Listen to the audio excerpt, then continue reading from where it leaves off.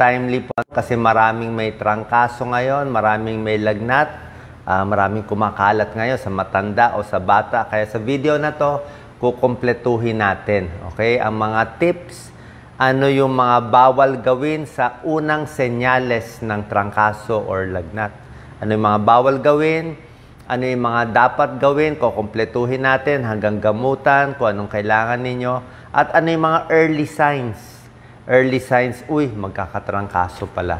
At mamaya, ituturo ko rin, very important ha, meron din ako ituturo ng 3 bad signs na kailangan dalin agad sa ospital o sa doktor ang pasyenteng may lagnat or trangkaso. Okay, kompletuhin natin. So, yan, maraming may lagnat, may flu ngayon. Ang first gagawin natin, alamin natin, trangkaso ba to or sipon lang? Yan ang first dapat alam natin. Kasi kung sipon lang to, hindi naman malala ang sipon, wala namang complication ng sipon, di ba? Pero pag flu, maraming klaseng flu, merong komplikasyon ng flu. Pag sipon, usually ang sipon, dito lang, runny nose lang, nagbabahing lang, tapos konting sakit ng ulo, konting init-init, pero halos wala talagang lagnat ang sipon. Gagaling din in 2 days, 3 days ang sipon.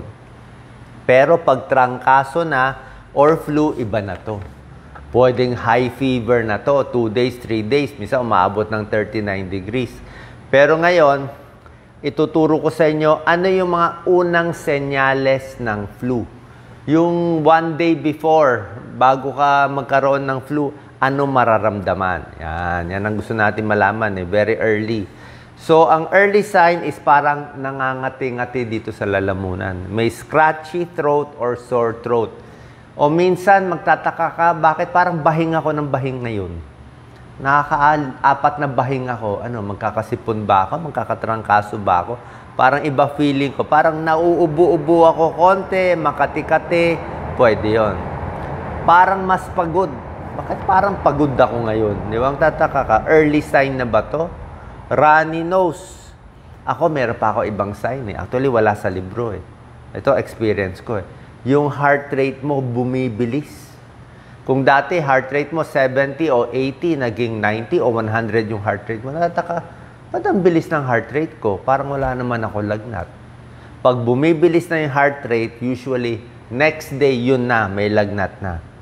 Okay, sabihin, alam ng puso, yan, linya ko yan, internist at cardiologist, alam ng puso na, uy, magkakasakit na, meron ng nararamdaman, may virus ng nararamdaman yung katawan mo, kaya yan.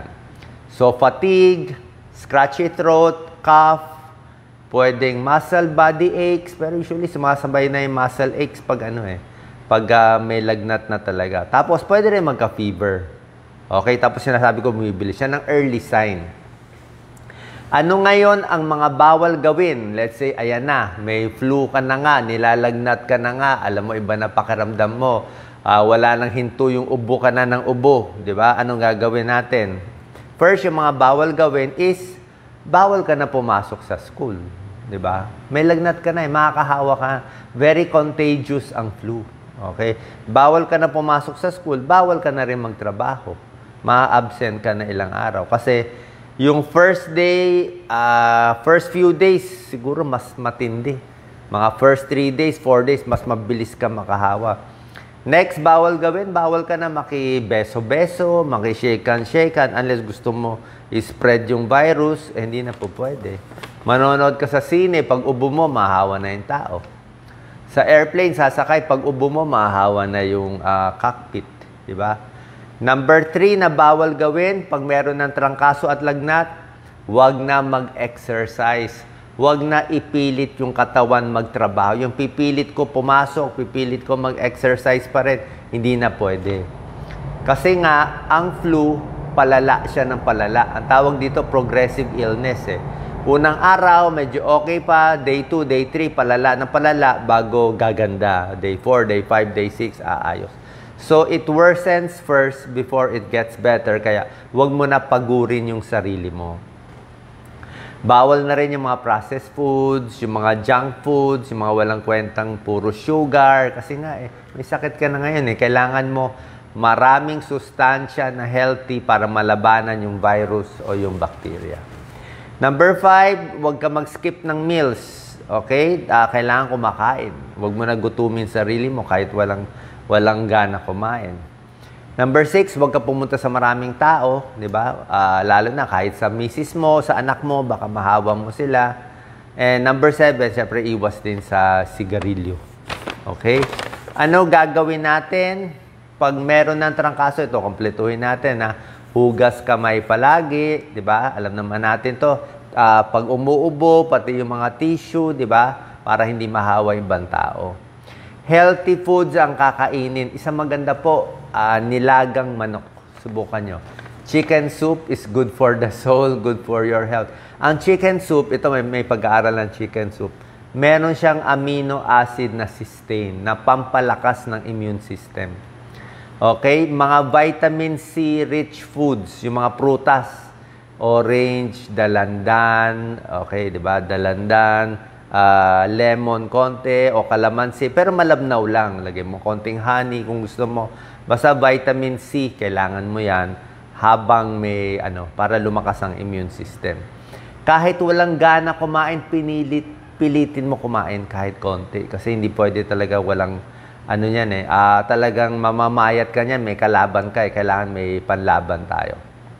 Number 4, very important uminom ng maraming tubig. Okay? Sabi mo, Dok, anong connection? Kailangan mo.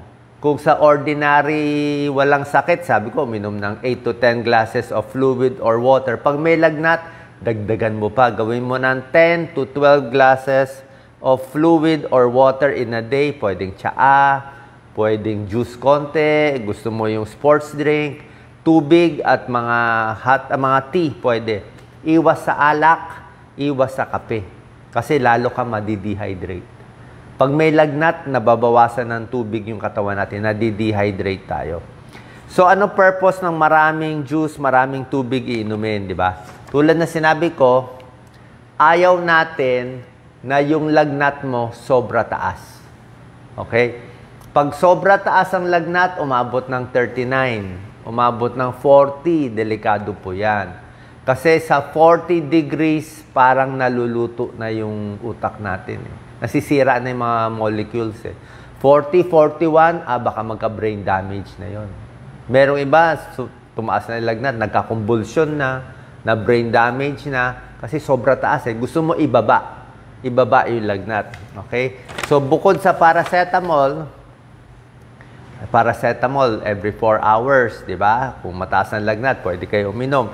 Bukod dito, ang mabisang pampababa ng lagnat ay pag-inom ng tubig. Okay? Simpleng-simple, sabi mo, Doc, anong connection ng tubig? Very easy lang po, di ba? So, nilalagnat kayo. Mataas ang lagnat. Inuman mo maraming tubig. Let's say, 1 baso, 2 baso. Yung tubig mo, wag na mainit na tubig. Malamig siguro, medyo a little cold or room temperature. Yung normal temperature lang. Pag inuman ng tubig, mamaya, maiihi ka na, di ba? Tapos tingnan mo yung ihi mo, sobrang init yung ihi natin, di ba? Sobrang dilaw, sobrang ihi. Tingnan mo ano nangyari. Nagpasok ka ng normal temperature na tubig sa katawan, paglabas sa ihi ay sobrang init, biglang bababa ang temperature mo. Binababa niya. So, pinapasok mo yung tubig na normal or medyo malamig, paglabas mainit, baba ang fever mo. Hindi magkukumbulsyon. Yan din ang principle bakit tayo nagpupunas sa may lagnat, di ba? Pag may lagnat, sobrang taas, magkukumbulsyon na siya, 40 ang bata, ano gagawin? Kumuha ng tuwalya, di ba? Kumuha ng palanggana, tapos tubig, minsan nga malamig na tubig pa So ilalagay mo yung tuwalya doon, tapos pupunasan yung bata o yung matanda dito sa leeg. Yung maiinit na parts, di ba? Mainit ang leeg, di ba? So yan, punasan mo. Dampi-dampi, basa. Tapos sa kilikili, mainit din. Sa singit, mainit din. Pati dibdib, punasan. Tapos, so yung tuwalya mo, nakuha na niya yung init, di ba? Ilagay mo doon sa malamig ulit. Tapos ilagay mo ulit. Kinukuha mo yung init, ilalagay mo doon sa palanggana. Ganon din yung pag-inom ng tubig, kinukuha mo yung init, nilalabas niya sa ihi. That's the principle. Simple lang, di ba? Pero life-saving yan. Minsan nga, yung mga heat stroke, yung mga lagnat na nilulubog pa nga sa yelo eh. Yung tao nilulubog sa yelo, may ganun pa yun eh. So, yan ang point natin. Parang kotse. Kotse nag-overheat, anong ginagawa nyo? Binubusan mo ng tubig, di ba? Yung radiator, lagay ka ng tubig. Simple lang yun. Pag mainit, kailangan malamig. Yan ang principle. Kaya kailangan mo 10 to 12 glasses of water. Libre ang tubig. Paano kayo gagaling? Di kayo uminom ng tubig. Diba? Tapos vitamin C, kasi nga antioxidant, pampalakas ng immune system. Isa pa, pahinga. Anong klaseng pahinga ang kailangan? Pag may sakit ka na, ihiga-higa mo na. Wala na masyadong galaw-galaw, kahit yung mga mental work, ipahinga mo na, itulog mo. Kung kaya mo matulog ng, si Doc Lisa, no, may sakit, natulog ng 14 hours. Matulog ka sa umaga, sa gabi. Pagising mo sa umaga, matulog ka rin. Gising ka lang magtanghalian, tapos matulog ka ulit. Kain ka lang hapunan, matulog ka. Kasi tulog ang pinakamagaling na pampalakas. Kasi may gera sa katawan mo eh. Kalaban mo yung virus, kalaban mo yung bakterya, kailangan manalo tayo para mabuhay. Hindi tayo pwede magpatalo dito sa trangkaso. Next, kailangan uminom ng antibiotics. Ito ang issue. Siyempre, pag antibiotics, kailangan makita ng doktor, siya magre-reseta, pero minsan, alam ko, maraming ayaw magpa-check up sa doktor, mahal, o hindi lang sila makakonsulta. So, anyway, explain ko na sa inyo, ano yung mga sitwasyon na nagre-reseta kaming mga internist ng antibiotics sa lagnat. Okay? Pagduda natin, bacteria. Okay? Anong mga bacteria? May tonsils. Malaki ang tonsils. Tonsillitis, namumula, may nana. Bacteria na yon. Yung plema, madilaw. Madilaw. Talaga, yellow-green. Malamang bacteria. Okay? Tapos, meron pang ubo-ubo. May halak talaga sa baga. Parang pulmonya na. Pwedeng bacteria. Minsan yung iba, parang typhoid fever, ay bacteria din. Anong mga antibiotics binibigay? Dati, mga lumang panahon, pwede na yung mga amoxicillin. Pero ngayon, minsan kailangan mas malakas yung mga co-amoxiclav ang binibigay namin. Pero depende sa doktor nyo. At yung antibiotics usually 7 days minimum. Minimum 7 days para mapatay yung bacteria. Pero lahat to, depende do sa doktor mo. Pahinga. Kwarto, dapat malamig. Malamig yung room mo. Okay? Pwede ba maligo o hindi? Yan ang issue. Pagdating sa ligo, para sa akin, kung mataas ang lagnat, siguro punas-punas na lang muna. Kasi nga, mahina katawan mo eh. Kung magaling-galing ka na, pwede ka na maligo. Positive attitude, dasal lang, wag masyadong nervyusin, dapat gagaling din yan. Okay? Ngayon, ito po, magandang part. Ano yung 3 bad signs na kailangan mo na agad-agad pumunta sa ospital o sa doktor? Okay? Kahit walang pera, kailangan dadali mo na sa health center, susugod mo na. Ano tong 3 bad signs na kailangan alam nyo? 3 situation. Ito. Situation 1. Yung flu symptoms mo, it gets better, then it gets worse. Ano ibig sabihin? Okay, unang araw, 3 araw, pagaling na ako. Okay na yung lagnat ko, mababa na. Day 3, day 4, okay na, nakakalakad. Pagdating ng day 5, ba't nilagnat na naman ulit ako? Bakit dumami na naman yung plema ko? Ano tawag dyan? Okay? Sa medical term, tawag namin, nagkomplikasyon ka. Yung trangkaso, or yung anuman ng sakit dito sa lalamunan, napunta sa baga, pwede nagka-pulmonya. Delikado. Pwede nagka-bronchitis. Pwede kumalat sa tenga. Baka kung saan-saan pa kumalat itong virus na to. Sabihin, paggaling ka na, parang relapse yan eh. Kaya sinabi ko nga sa inyo, pahinga, inom na maraming tubig, pag magaling na magaling, bago babalik. Kasi sa Tagalog, sa Pilipino, tawag natin dito binat. Na binat eh, pagaling na eh. Oo. Pero sa amin, relapse ang tawag or nagka-komplikasyon siya. Kailangan magpa-check sa doktor. Ibig sabihin, nag-iba eh, lumala eh. Diba? So, yan, bad sign yon. Another bad sign ay kung high risk ka. Sino yung mga high risk? Edad 60, 65 pataas. High risk yun. Okay? Bata, 2 years old. Okay, hindi makasalita. O less than 5 years old, mga bata, kailangan din papacheck. Lalo na, paglampas 2 days na yung lagnat. Yung mga taong may chronic medical condition, may hika, may maintenance na inhaler, may diabetes. Pag tayo nilalagnat at may trangkaso, ang blood sugar nagloloko. Kahit dati, controlled ang sugar mo ko. Nakatableta lang ako for diabetes. Bakit pag nilagnat ako, nagloloko, biglang nag 300, 400 ang blood sugar. Ganun po talaga yun. Nai-stress yung katawan. So, diabetes, may hika, mayroong malalang sakit sa puso, kailangan ipapacheck. Next, mahinang immune system. May mga bukol o baka may kidney problem. Yan. Mga buntis na nilalagnat, papacheck up agad. Kasi pag nilalagnat, mamaya German measles yan. Magkaroon ng abnormality sa bata. Delikado. Diba? Sa first trimester, first 3 months. So, buntis. Ayaw din natin. Number 3 situation ng trangkaso na kailangan makita ng doktor. Ito yung mga emergency signs. Ano itong mga emergency signs? Sa adult muna tayo. Sa adult, yung kailangan dalhin mo sa doktor emergency signs, syempre, yung hindi na makahinga.